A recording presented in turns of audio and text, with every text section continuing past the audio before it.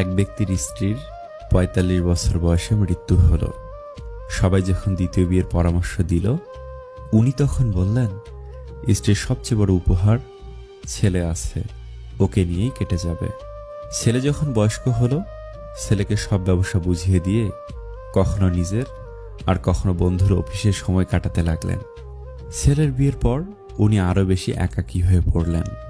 তখন পুরো বাসাতে বৌমার অধিকার দিয়ে দিলেন। ছেলের বিয়ের ১ বছর পরে উনি দুপুরে খাবার খাচ্ছিলেন।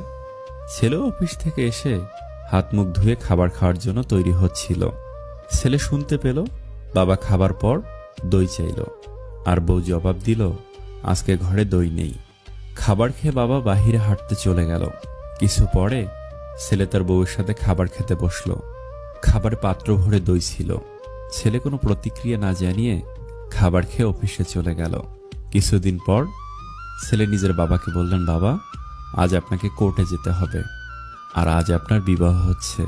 পিতা আশ্চর্য হয়ে ছেলের দিকে দেখল আর বললেন, বাবা, আমার আর বিয়ের দরকার নেই, আর আমি তোমাকে এত স্নেহ দেই যে তোমারও মায়ের দরকার নেই, তো আবার বিয়ে কেন? ছেলে বলল, বাবা, না, আমি নিজের জন্য মা আনছি না, নিজের স্ত্রীর জন্য শাশুড়ি আনছি। আমি তো কেবল আপনার জন্য দইয়ের ব্যবস্থা করছি। কাল থেকে আমি ভাড়া বাড়িতে আপনার বৌমার সাথে থাকব, আর আপনার অফিসে এক কর্মচারীর মতো বেতন নেব, যাতে আপনার বৌমা জানতে পারে দইয়ের দাম কত। মা বাবা আমাদের জন্য এটিএম কার্ড হতে পারেন, কিন্তু তারা আমাদের দয়া না, বরং আমরা তাদের দয়া বেঁচে আছি। বাস্তবতা শিখতে চাও? এজন্য তোমাকে বেশি দূর যেতে হবে না।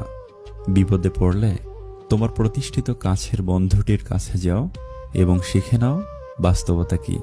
কর্তব্য কখনো চাপিয়ে দেওয়া যায় না, এটা মন থেকে আসতে হয়, আর এখানেই প্রকৃত মানুষের পরিচয় নিহিত।